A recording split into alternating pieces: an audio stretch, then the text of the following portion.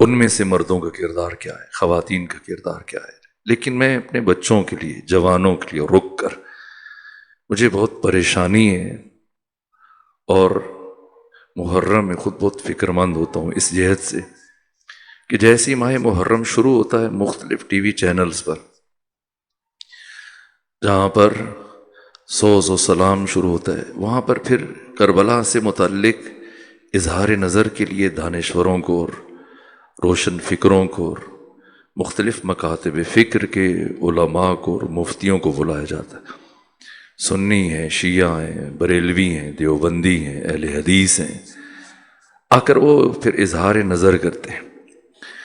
اور جب وہ کربلا سے متعلق بات کرتے ہیں تو کربلا وہ حسین اور یزید سے ایک جنگ کا آغاز ہے اور پھر یہیں پہ اختتام ہے، اور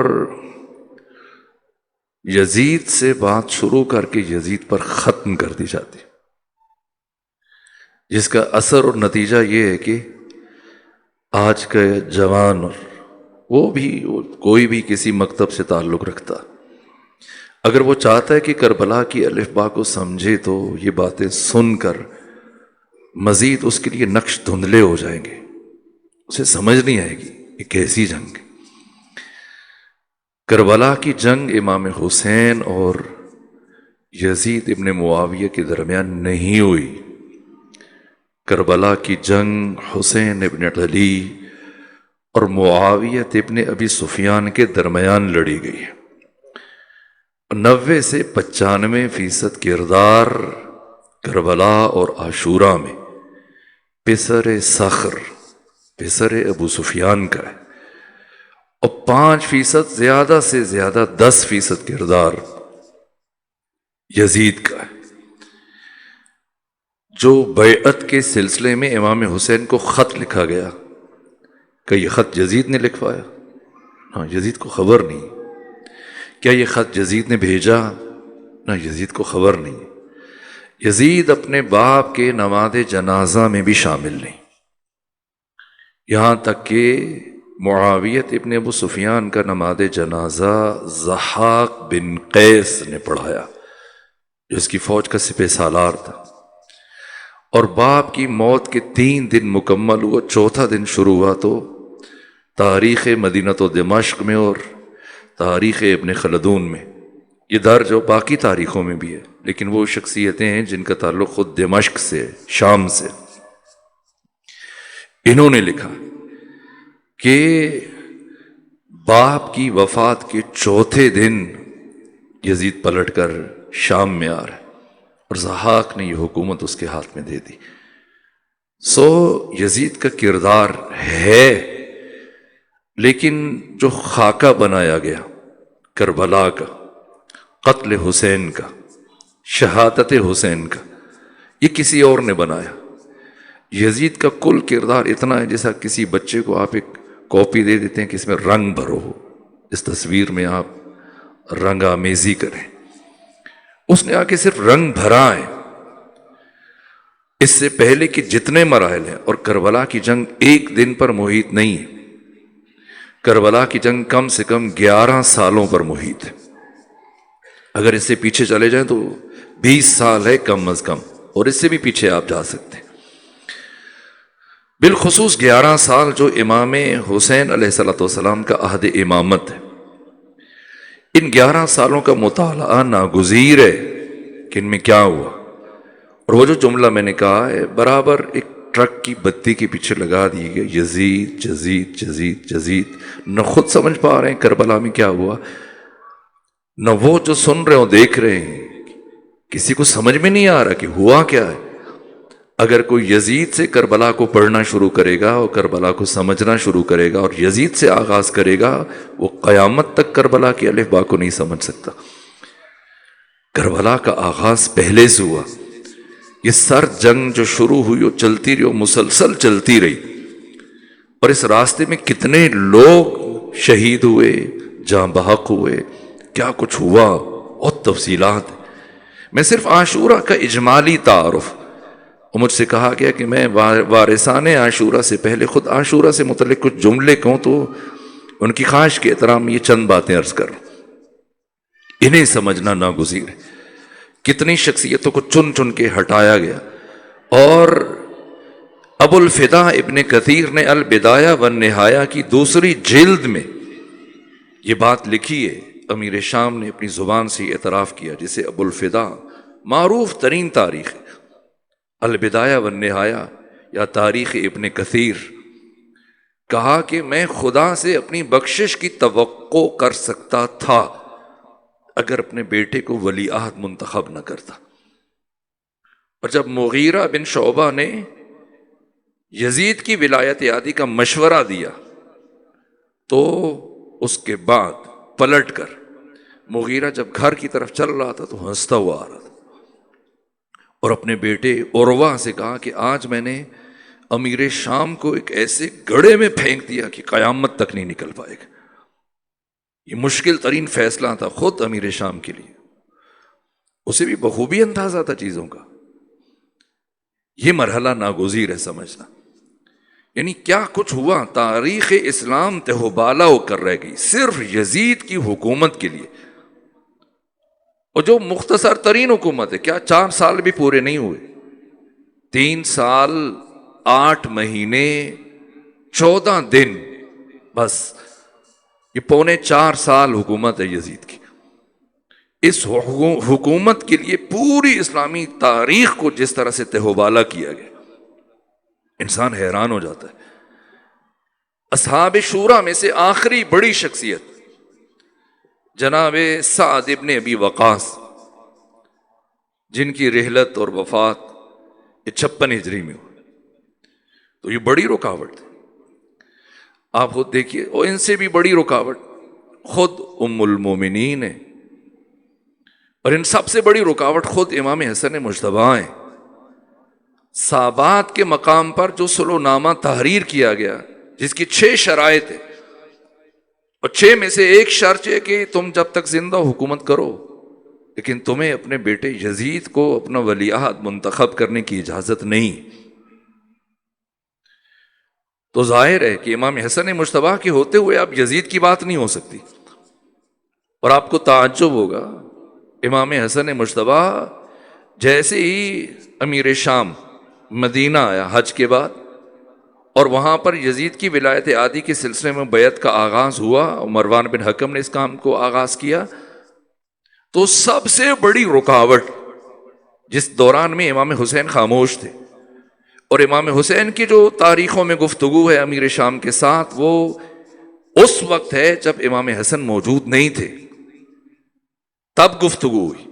اس سے پہلے جب امام حسن تھے تو سب سے قوی ترین آواز امام حسن مجتبی کی تھی، اور آپ نے یہ فرمایا تھا کہ اگر میں نے سنا اور مجھ تک یہ خبر پہنچی کہ تم اپنے بیٹے یزید کے لیے بیعت لے رہے ہو اور یہ سلسلہ تم نے نہ روکا، تو میں خود تمہارے پاس شام میں آؤں گا۔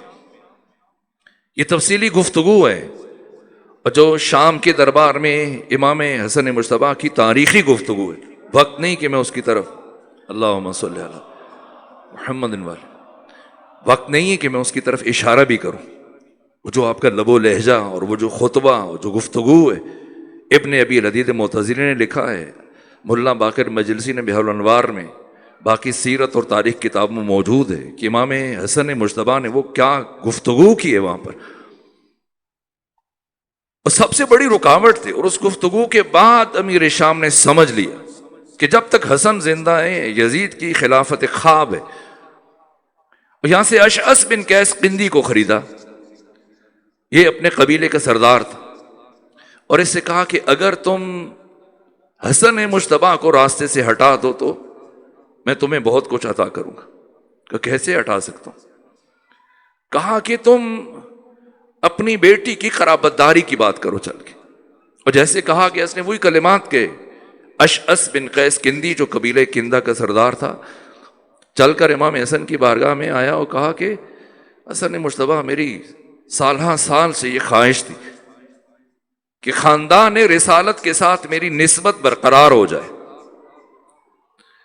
اور یہ تعلق برقرار ہو جائے، استوار ہو جائے، اور یہ آپ کے ذریعے سے ممکن ہے۔ آپ کریم ابن کریم ہیں، آپ یقیناً انکار نہیں کریں گے. میں چاہتا ہوں کہ آپ میری بیٹی جوہدہ کو اپنی زوجیت میں قبول کریں.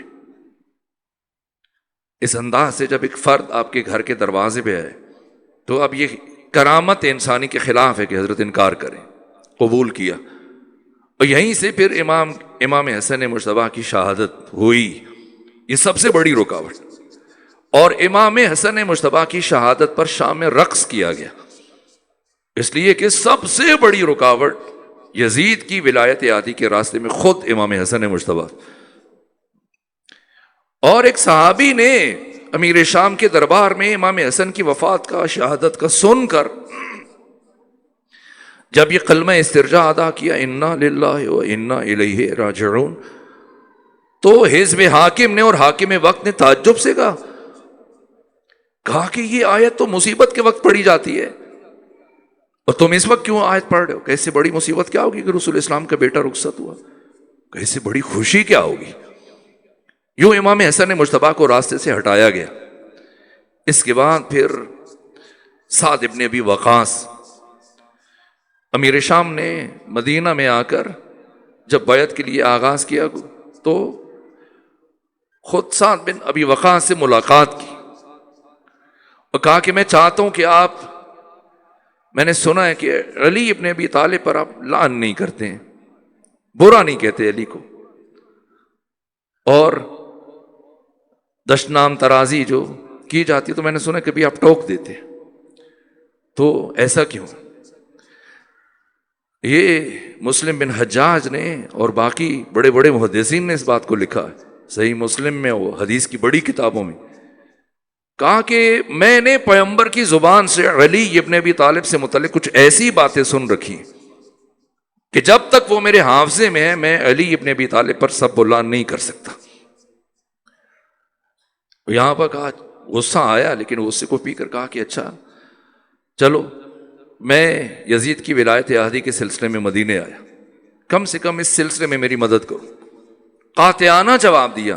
عمر ابن سعد کا باپ ہے سعد بن ابی وقاص، اور عرب میں، حجاز میں اور اسلامی دنیا میں ان کی شخصیت اس لیے کہ یہ وہ 6 رکنی شورا جو دوسری خلافت کی آخری لمحات میں بنائی گئی تھی ان میں سے آخری فرد ہیں، تو لوگوں کی نگاہیں خود ان کی طرف بھی دیکھ رہی ہیں. غیر معمولی مقام ہے اس اعتبار سے. تو کہا کہ چیو رسد کہ میں یزید کی خلافت کے سلسلے میں تمہاری مدد کروں، میں خود تمہیں بھی اس منصب کے اہل نہیں سمجھتا، تو اس نابکار کو کیسے خلیفہ مان سکتا ہوں.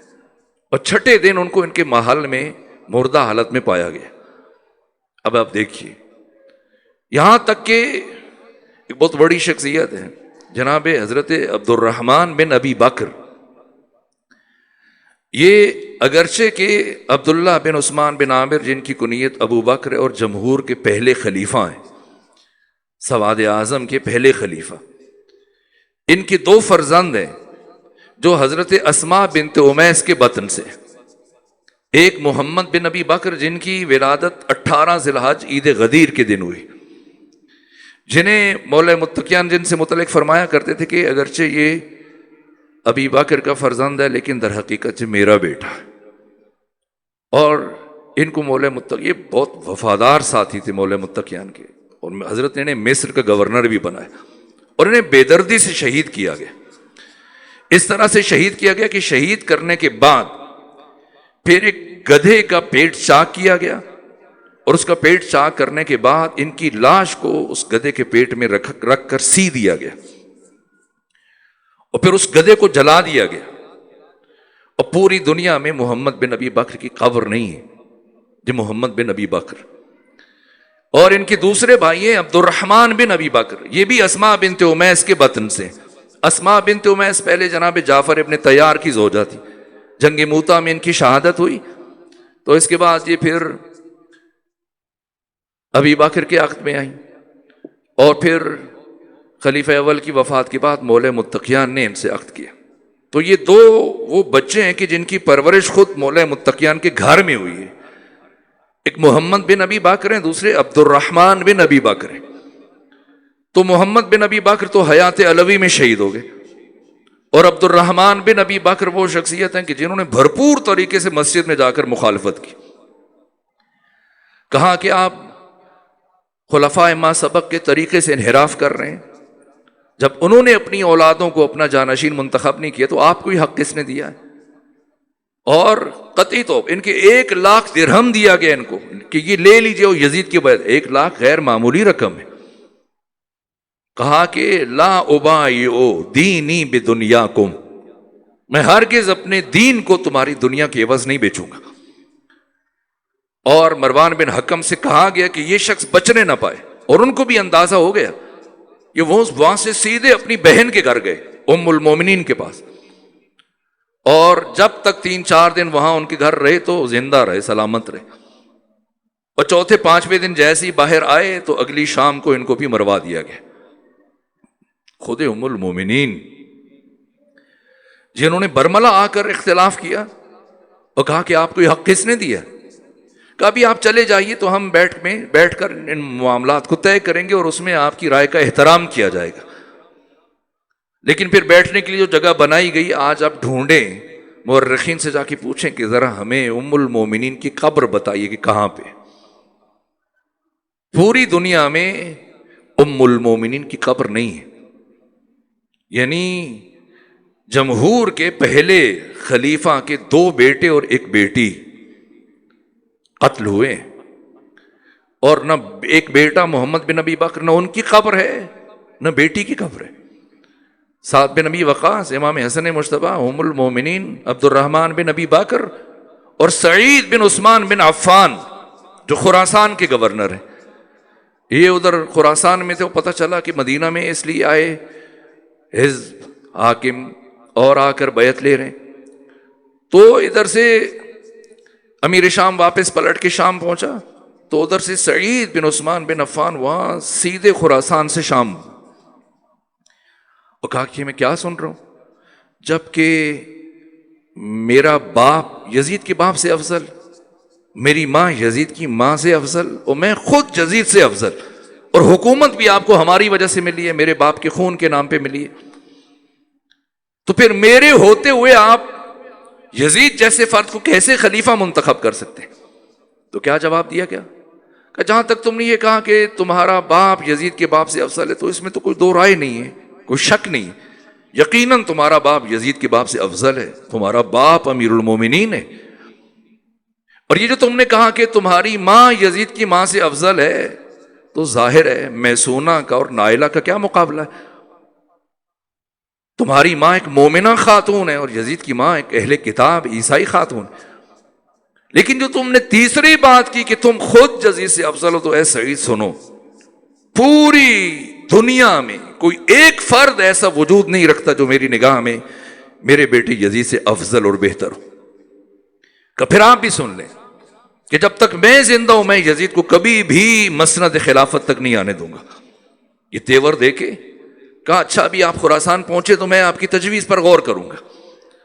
خراسان روانہ کیا گیا اور 50 غلاموں کو پیچھے بھیجا گیا کہ خراسان پہنچنے سے پہلے سعید کو قتل کیا جائے، اور ان 50 غلاموں کے پیچھے 100 غلام روانہ کیے گئے کہ تم ان 50 کو قتل کر دو تاکہ قاتل کا سراغ نہ ملے۔